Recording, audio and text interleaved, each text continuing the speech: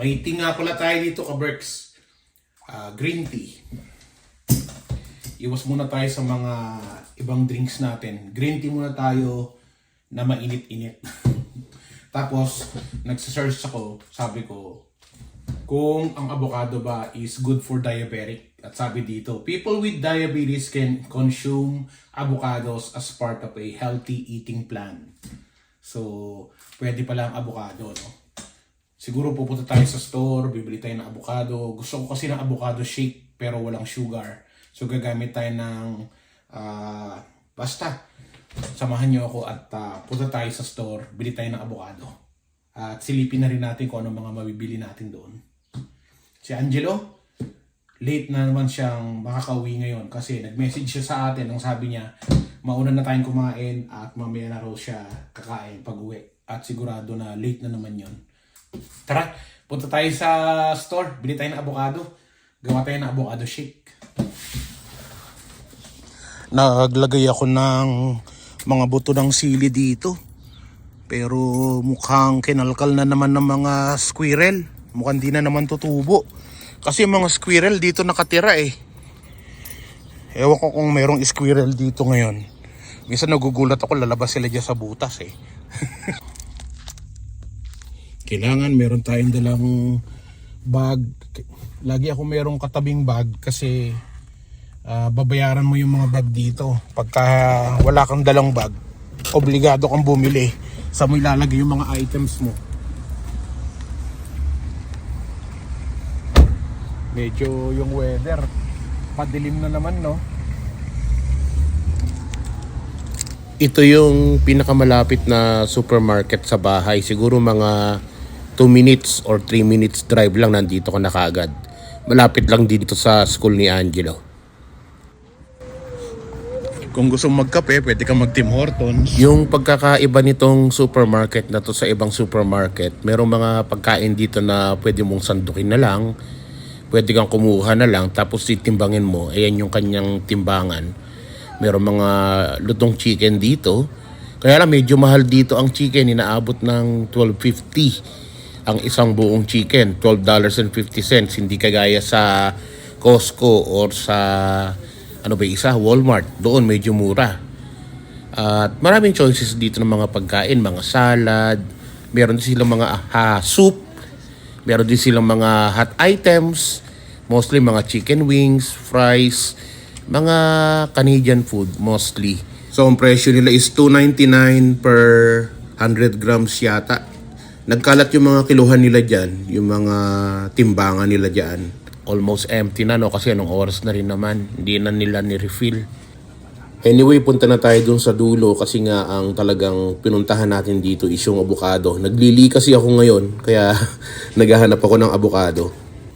Pero hindi avocado yung nakaagaw ng pansin ko eh. Kundi yung mga berries, yung mga strawberry. Kasi mura lang oh, $2.99 ang bawat isang pack na ganito. So nag-sale sila, no? Sabi ko, ano ba bibiling ko, avocado o ito? Kasi ang avocado parang $2 ang isa. Ito, isang buong pack na ng strawberry for $2.99 lang. So panalo, ito na lang ang kukunin ko. Bibili na lang ako nito. Kuha tayo ng dalawang pack. Magkano lang yan? $6. Panalo. Kasi ang isang pack yan is almost $6 na. So parang buy one take one. Ang mga mahal talaga itong mga blueberries, blackberry, raspberry, yung mga yan medyo mahal yan. So skip na muna tayo dyan. Meron naman tayong strawberry, okay na yun. Ang lalaki ng mga kamatis nila rito, oh, mga jumbo. Kita nyo yan, ka-Berks. Tapos ito yung mga avocado nila. Ilang piraso to? Isa, dalawa, tatlo, apat. $7.99 para sa 4 na pirasong avocado na maliliit pa, no? So sobrang mahal talaga, $2 ang isang avocado. Mahal. Tapos matagal pa yan mahinog. Dito naman, $2.29 naman ang isang piraso. Pero mas malalaki naman to. Pero mahal din talaga. At sobrang tigas. Matigas pa sa bungo ni Chris Cusinero ang mga avocado nila rito. Pero kumuha na rin tayo ng 2 piraso, yung pinakamalambot na. Pero matigas pa rin. Siguro mga bukas or sa makalawa na natin makakain yan kasi hilaw pa. So dito naman tayo sa mga isda. Mostly ang binibili ko rito yung nandito sa pinakasulok. Kasi dito yung mga murang isda nila. Kagaya nga nito, $7 yung ganito kalaki na isda nila, no? Halibut, parang malapit na sa ulo. Yung panga, parang ganon, panga ng halibut, bandang leeg. Kunin ko na siguro to at lutuin ko to sa bahay kasi mahilig din ako sa mga isda. Alam nyo na mas bagay sa atin yung mga ganitong klase ng pagkain, mga isda-isda.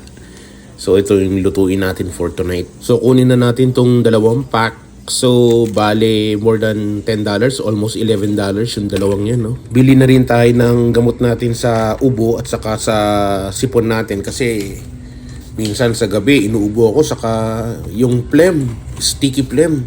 Kaya minsan napupuyat din ako sa gabi. So bili tayo ng isa nito.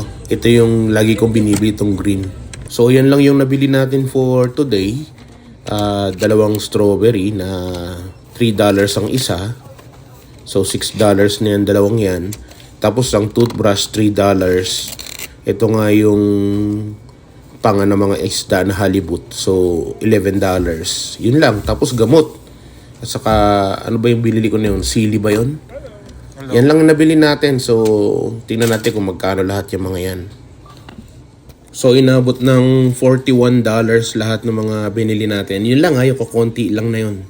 At gano'n na talaga ang presyuhan ngayon dito sa Canada. At mahal na talaga ang bilihin. Kaya minsan, kahit malayo, nagpupunta ako ng Freestone kasi mura yung mga vegetable nila doon. Tapos yung yung karne naman, nagpupunta ako sa Lucky kasi mura din yung mga karne nila roon. So may mga area talaga na kung saan mura, doon ko pinupuntahan. Minsan mga sales, marami silang mga sales sa Superstore or sa Walmart. So sinasamantala ko rin mga bigas or kung ano-ano mga item ini-stock ko sa bahay. Kailangan talaga kasi madiskarte ka sa mga ganyan sa pamimili mo kasi talagang mahal na ang bilihin dito sa Canada. Actually, sa buong mundo, maski sa Pilipinas, mahal na rin ang bilihin. So diskarte na lang tayo sa pamimili para makatipid tayo, di ba? Tara, diretso na tayo sa bahay at wag na tayong lumingon-lingon kung saan-saan pa at baka kung ano na naman mabili natin. Diretso tayo sa bahay at magluto tayo doon. Lutuin natin yung halibut para may sabaw naman tayo ngayong gabi.